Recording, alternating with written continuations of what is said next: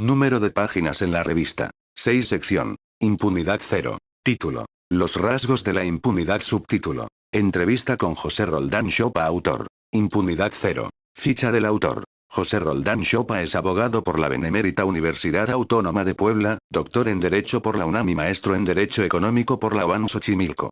Actualmente es profesor investigador del CIDE y participó en el grupo redactor de la iniciativa ciudadana conocida como Ley 3 de 3. Nota introductoria. Esta entrevista analiza algunos de los pasos necesarios para reducir la impunidad en México, como mejorar los mecanismos de investigación por parte de los órganos internos de control, evitar que los jueces o magistrados sean designados por cuotas y mayor transparencia en la investigación de responsabilidades administrativas. Pregunta de impunidad cero. Doctor Roldán, ¿qué es para usted la impunidad?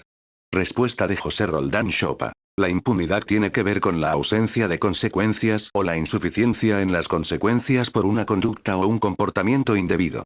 Así, tenemos impunidad si alguien realiza algo que daña a alguna persona o a muchas personas o a un conjunto de personas y no tiene una consecuencia, entendamos por consecuencia, sanción, o la sanción es insuficiente. Pregunta. ¿Qué relación hay para usted entre la impunidad en la administración pública y una deficiente administración de los bienes públicos? Respuesta. Esto tiene que ver con el porqué de algo que se llama administración pública y el porqué del Estado. Sobre todo pensando en un Estado democrático, en un Estado constitucional, en el cual los contribuyentes aportamos nuestros impuestos para el gasto público y votamos por quienes se van a hacer cargo de la administración y de la gestión de esos recursos para tener mejores derechos, educación, salud, etc.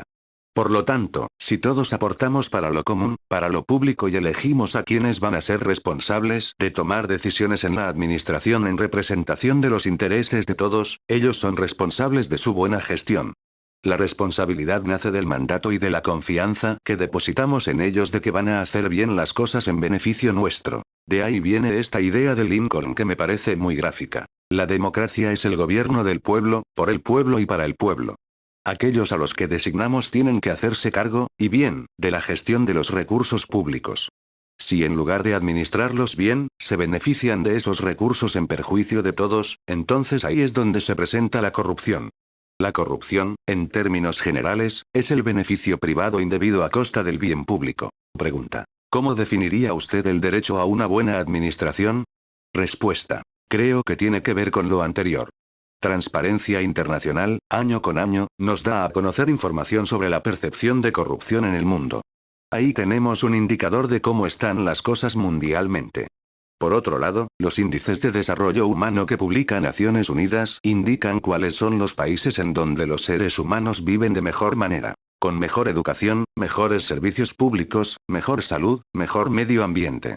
Si hacemos el contraste entre estos rankings, lo que vemos es que los países en donde hay menor percepción de corrupción corresponden a aquellos en donde hay una mejor calidad de vida. La relación es casi inmediata. En los países en los que los seres humanos viven mejor, se desperdician menos los recursos públicos. Ahí está la relación. Estos países aprovechan mejor sus recursos, que siempre son escasos y limitados.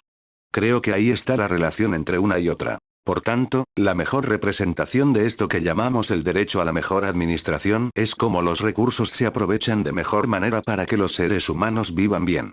Lo que hace posible esto, entre otras cosas, es que haya un buen funcionamiento institucional en el que los recursos públicos se aprovechen en vez de desviarse y aquellos a los que elegimos desarrollen responsablemente sus funciones.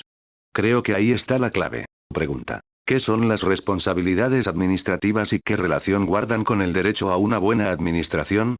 Respuesta. Decimos que hay una responsabilidad en la relación de alguien con una función. Por ejemplo, pensemos en un director de compras, este tiene un conjunto de responsabilidades asociadas al cargo. ¿Cuáles? Comprar bien. ¿Y qué significa comprar bien? Comprar en las mejores condiciones, darle el mejor valor al dinero público.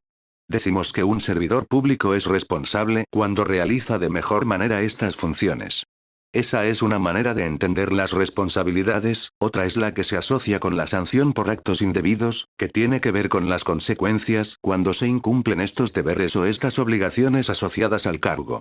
Entonces, en términos generales, las responsabilidades se entienden, por una parte, como el cumplir adecuadamente con la función para la cual se encomienda y, por otra parte, con las posibles consecuencias que tendría el incumplimiento de estos deberes o de estas responsabilidades. Pregunta. ¿Qué finalidad tienen las responsabilidades entendidas como consecuencias? Respuesta. Dentro de la administración pública, las responsabilidades entendidas como consecuencias se dan con el fin de proteger a la organización para que ésta pueda cumplir adecuadamente con sus funciones.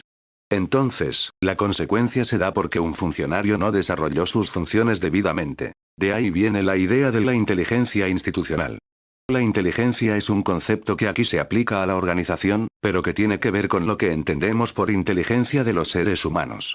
¿Cuándo es inteligente un ser humano? Cuando tiene la capacidad de utilizar la información disponible para tomar buenas decisiones. Cuando sucede algo que le da una mala experiencia, el ser humano aprovecha la información para no cometer los mismos errores y mejorar su desempeño. No tropezarse con la misma piedra. En el caso de las instituciones, lo que buscaríamos es que esta información disponible sea empleada para mejorar el funcionamiento. Es decir, si en un momento se compra con mala calidad, o a un precio que no es el razonable, pues entonces que posteriormente se haga mejor. Pregunta. Y hablando ahora de sanciones, ¿nos puede explicar qué son las sanciones administrativas? Respuesta. Entendemos como sanciones las consecuencias que se dan por comportamientos considerados indebidos.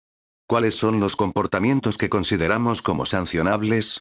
Aquellos que la ley define como tales. Pueden ser faltas administrativas graves o faltas administrativas no graves. Si una persona en su carácter de servidor público o un particular realiza aquellas conductas que se encuentran descritas como sancionables, entonces vendrían las consecuencias. En términos generales, pueden ser inhabilitaciones, separaciones del cargo, multas o sanciones económicas, amonestaciones, suspensiones, entre las principales. Pregunta. ¿Considera que la eficiente aplicación de sanciones administrativas contribuye a tener una mejor administración pública en el país? ¿Hay relación entre una eficiente aplicación de sanciones y una buena administración? Respuesta. Tiene que ver con la percepción de la eficacia de la consecuencia. Puede verse en un comportamiento cotidiano como el semáforo. Si sabemos que pasarse el semáforo tiene una consecuencia, esta probabilidad de sanciones estaría presente en nuestra decisión como uno de los factores para realizarla o no. Si, por el contrario, pensamos que si nos pasamos el alto no va a pasar nada, entonces lo que tenemos es que hay una baja o inexistente probabilidad de que haya una consecuencia.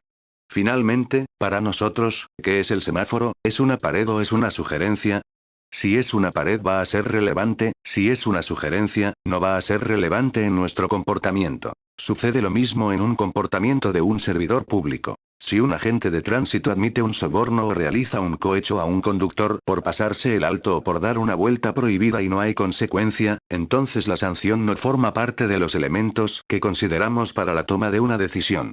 Eso es lo que pasa en el comportamiento real de los seres humanos y tiene que ver con conductas de corrupción de cuello blanco en donde se juegan miles de millones de pesos, por ejemplo Odebrecht, o en comportamientos cotidianos como pasarse el alto. No importa lo que la norma diga, la ley puede tener pena de muerte por un soborno al agente de tránsito. Lo relevante es si, en la realidad, esa sanción se aplica o no en los hechos y si es suficientemente disuasiva o no. Esto es, en una relación de costo-beneficio aquel que la realiza ¿cuánto gana? Si gana 100 y la sanción es de 10, aunque se ejecute la sanción va a haber una ganancia de 90.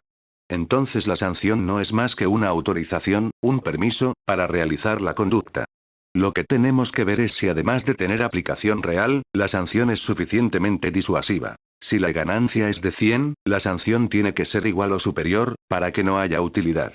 Entonces tenemos que jugar con una diversidad de elementos. 1. Que haya sanciones. 2. Que las sanciones se apliquen realmente. Y 3. Que las sanciones que se apliquen sean superiores a los costos. Pregunta. ¿Qué diría a las personas que opinan que todo acto de corrupción grave tiene que ser sancionado con cárcel? Respuesta. Quizá no es realista. ¿Por qué? Porque hay una serie de elementos que debemos tener en cuenta. Primero porque son muchos los actos de corrupción, sobre todo en contextos sistemáticos y, por lo tanto, para que haya una sanción penal tiene que haber investigaciones de carácter penal que sean capaces de captar el universo total de conductas posibles. La siguiente cuestión es que hay recursos limitados, incluyendo el tiempo. Habrá que ver cuántos ministerios públicos hay en los estados o en la federación y si son los suficientes para investigar el universo de casos de corrupción. Luego tendríamos que ver si las investigaciones están bien hechas y si estas investigaciones se presentan ante jueces, cuántos jueces hay y si cuentan con el tiempo y los recursos suficientes para poder procesarlas. Lamentablemente, por la estadística, sabemos que los casos posibles de investigación y sanción penal son los menos.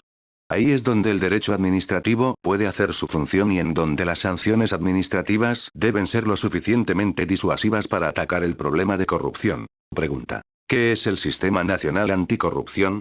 Respuesta. Es una forma de organización pública que reúne varios elementos. Por una parte, una diversidad de órganos que se coordinan, en particular, el Comité Coordinador. Por otra parte, hay participación ciudadana, fundamentalmente el Comité de Participación Ciudadana.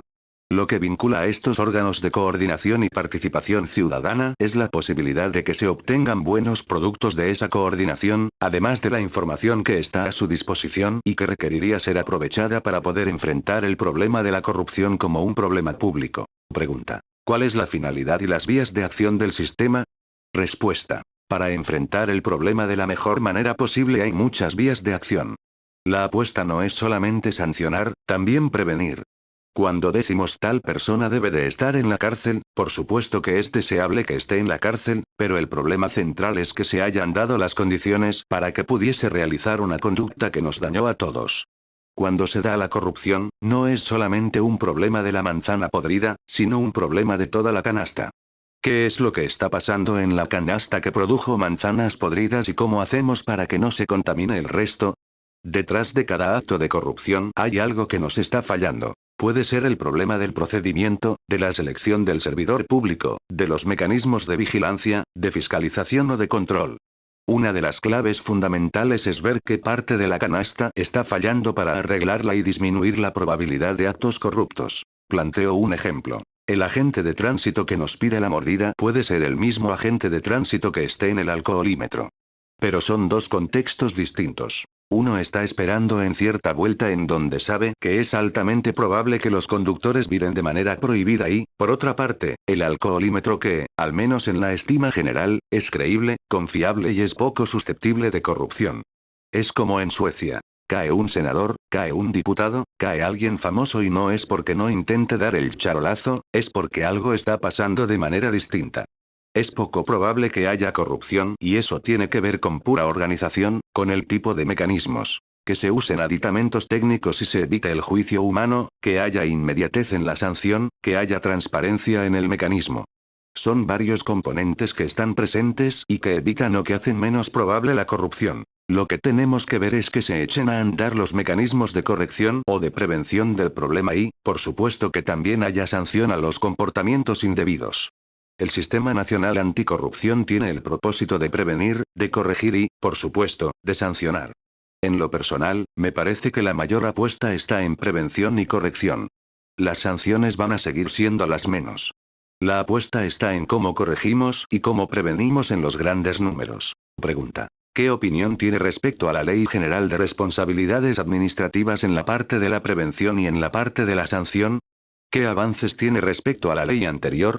Respuesta. Yo creo que estamos ahora mucho mejor dotados que antes, aunque también hay riesgos y me gustaría hablar de ellos. ¿Cuáles son las piezas que están presentes y que nos darían mejor resultado? Una tiene que ver con la información y con la generación de ciertos elementos que nos pueden ayudar a prevenir y a internalizar determinados valores. Ahí la ética juega un papel muy importante. La ética no tiene que ver con llamados moralistas, sino con el conocimiento, la internalización y la convicción de que hay comportamientos que nos dañan a todos y que, por tanto, es importante evitar. Ese es el terreno de la ética pública, relacionada con los códigos de comportamiento, y es importante que esto sea referente para la creación de una moral positiva, es decir, la que tiene que observarse como comportamientos reales. Entonces los códigos de ética tienen una parte importante porque ahora no son solamente ciertos discursos, sino que son discursos obligatorios y respecto a los cuales puede haber sanciones. Entonces la generación de comunidades éticas es una parte importante. Además, se amplían las posibilidades de denuncia, incluyendo la posibilidad de denuncia anónima, lo cual puede mejorar los mecanismos. Pueden presentarse denuncias y pueden seguirse denuncias a través de procedimientos administrativos. El denunciante puede presentar pruebas y recursos administrativos en el desarrollo de la investigación. Entonces este es un elemento que va mejorando el tema. La otra cuestión es que se amplían las posibilidades de presentar casos ante los tribunales. Anteriormente, solamente podían llevar a cabo investigaciones y sanciones los órganos internos de control o la Secretaría de la Función Pública. Ahora se rompe ese monopolio. Las sanciones graves van a ser sancionadas por tribunales y los propios órganos de la función pública, así como las auditorías, la Auditoría Superior de la Federación o bien las auditorías locales, pueden presentar casos ante los tribunales. Se abren las posibilidades para presentar casos en la vía administrativa, independientemente de aquellas que se den en la vía penal, mejorando la posibilidad de sancionar efectivamente. El tribunal es una instancia que suponemos tiene mayor distancia respecto de decisiones políticas para sancionar o no, tiene mejores garantías de objetividad y de imparcialidad. Estas son algunas cuestiones que nos permiten ver que puede haber mayor probabilidad de sanciones objetivas e imparciales. Pregunta. Ha mencionado que el Sistema Nacional Anticorrupción requiere de información para funcionar mejor en la parte de prevención y sanción. ¿Qué información requiere el sistema? Respuesta. Tiene que ver con varias cuestiones. Una es el mejoramiento de la capacidad de investigación de los órganos internos de control o de las fiscalías. La tradición que tenemos es que no hay capacidades de investigación, los órganos internos de control se han limitado a ser recopiladores de papeles, pero no hay capacidades para desarrollar investigaciones sobre hechos. Un ejemplo. Las empresas fantasma. Un órgano interno de control, para tener por cumplido el requisito, se quedaría en que hay una escritura pública ante un notario, una póliza ante un corredor. Entonces le pone la palomita de que hay una sociedad creada legalmente. En cambio, un investigador, necesitaría ir a la calle para verificar si en el domicilio realmente está funcionando la empresa, si los accionistas son aquellos que dicen que son o si son personas que se les pidió la copia de su credencial para votar y después fueron al notario y dijeron que esos eran los socios. Esa es la diferencia entre quien solamente recopila papeles y quien hace investigación. Por otra parte, cómo se emplean, se integran y se usan las plataformas. Desde las plataformas de información que tenemos y que están a cargo del Servicio de Administración Tributaria y que dan información de los contribuyentes y de su comportamiento. Las plataformas que reúnen la información de las declaraciones patrimoniales o las declaraciones de intereses y las plataformas de transparencia y de información pública o de contratación gubernamental, el Compranet. Entonces, que sean plataformas que tengan información utilizable y aprovechable para lo que buscamos. Son plataformas que hay que mejorar y que hay que aprovechar. Una sociedad que no maneja la información que tiene no es una sociedad inteligente. ¿Cómo nos hacemos más inteligentes aprovechando los elementos que tenemos? Ahí está una parte, la otra es que los procesos de sanción son procesos crudos y duros sometidos a una serie de procedimientos, a una serie de criterios, a una serie de estándares. No basta solamente con que tengamos buenas carpetas de investigación, que las presentemos, que tengamos buenos expedientes. También importa qué criterios tienen los tribunales, pues a veces los tribunales son parte del problema. Pregunta. ¿Cuál es la importancia de diferenciar entre el procedimiento penal y el administrativo? Respuesta. Algunos de los criterios de los jueces, los magistrados, tienen que ver con el problema. Uno de ellos es la idea de que los procedimientos administrativos son procedimientos penales o deberían tratarse como tales. Ahí está un primer gran error. Los procedimientos y los juicios administrativos son distintos a los juicios penales. Si bien en algunos casos se parecen y puede haber términos que lleven a pensar que deben de ser tratados como juicios penales, no lo son.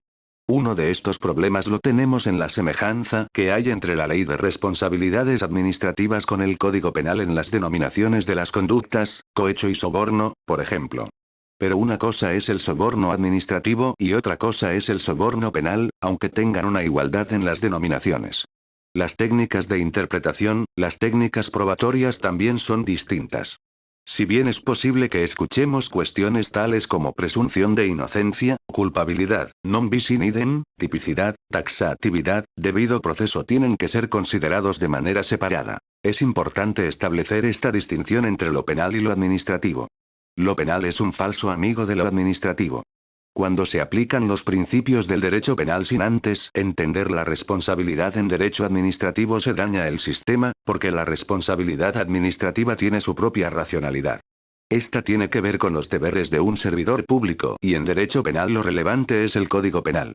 En el derecho administrativo no nos quedamos en la ley de responsabilidades, tenemos que ver cuál es el conjunto de deberes y de obligaciones que los reglamentos internos y los manuales de organización asignan al servidor público. En el servicio público es importante, al tener como punto central los deberes, definir cuáles son aquellas obligaciones que un funcionario tiene para hacer bien su trabajo y considerar principios como los de aplicación por analogía, la responsabilidad que hay en la designación del servidor público o en la vigilancia del mismo. En el caso del derecho penal no se admite la analogía, no se admite la mayoría de razón. Por ahora nos estaríamos metiendo en cuestiones mucho más técnicas, pero ahí también hay un tema que analizar. Pregunta. ¿Qué papel tienen los jueces en el combate a la impunidad de responsabilidades administrativas? Respuesta. En ocasiones, los jueces tienen criterios erróneos en la determinación de sanciones y también son causa de impunidad. Parecería contradictorio, pero los tienen.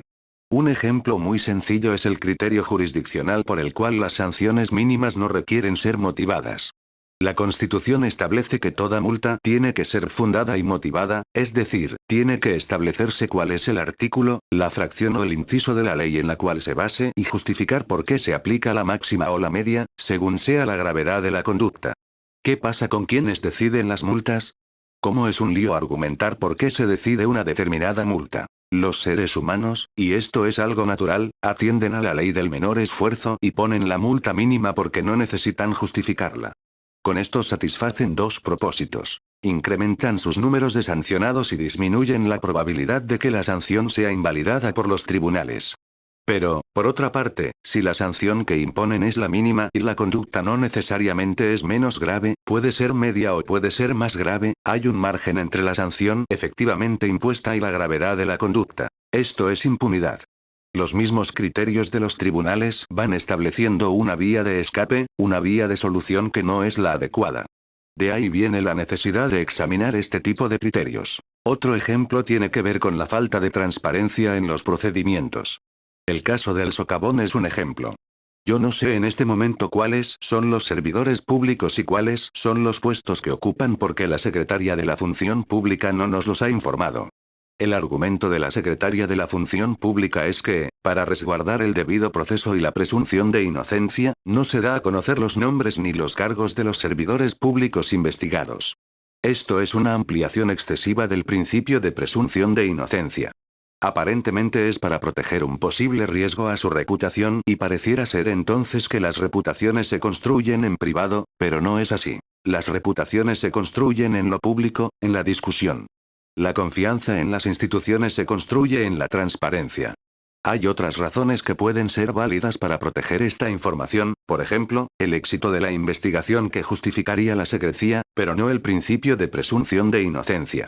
Cuando lo que vemos es que no hay una justificación para no hacer públicos estos datos y el argumento es que hay una extensión de la presunción de inocencia, lo que realmente se percibe es que hay algo sospechoso que no se quiere que se sepa. Este es también otro de los riesgos. Una excesiva protección de los procesos bajo una idea garantista que realmente no tiene sustento. Pregunta. ¿Qué es lo que tiene que hacerse para mejorar el funcionamiento de las responsabilidades administrativas y para que realmente se finquen? Respuesta. Creo que tiene que ver con varias cosas. Se deben mejorar los mecanismos de investigación por parte de los órganos internos de control. Por otro lado, se tiene que evitar la captura, esto es, evitar que los jueces o magistrados sean designados por cuotas, ya que esto pervierte extraordinariamente la objetividad y la imparcialidad.